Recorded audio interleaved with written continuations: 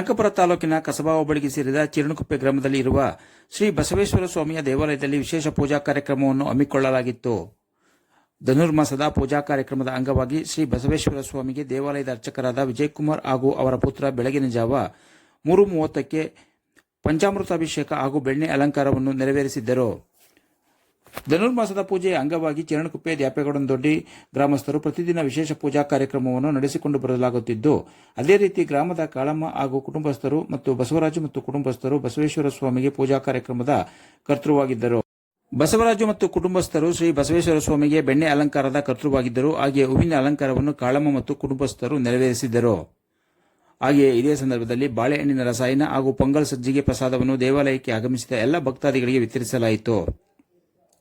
ಅರ್ಚಕರಾದ ವಿಜಯಕುಮಾರ್ ಮಹಾಮಂಗಳಾರತಿಯಾದ ನಂತರ ತೀರ್ಥಪ್ರಸಾದವನ್ನು ವಿತರಿಸಿದರು.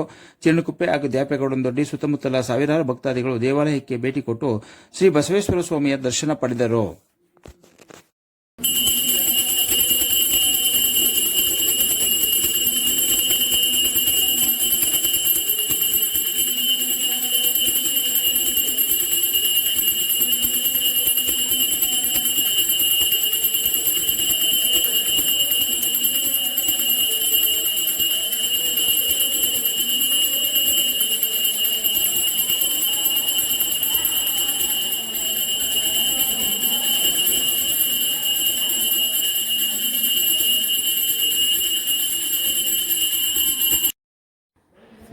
ಶ್ರೀ ಬಸವೇಶ್ವರ ಸ್ವಾಮಿ ಸನ್ನಿಧಾನದಲ್ಲಿ ವಿಜಯಕುಮಾರ್ ಅನ್ನೋ ಅರ್ಚಕರು ಈ ಬೆಣ್ಣೆ ಅಲಂಕಾರವನ್ನು 3:30 ಗಂಟೆಯಿಂದ ಇದು ಅಭಿಷೇಕ ಪೂಜೆಯನ್ನು ಏರ್ಪಡಿಸಲಾಗಿದೆ.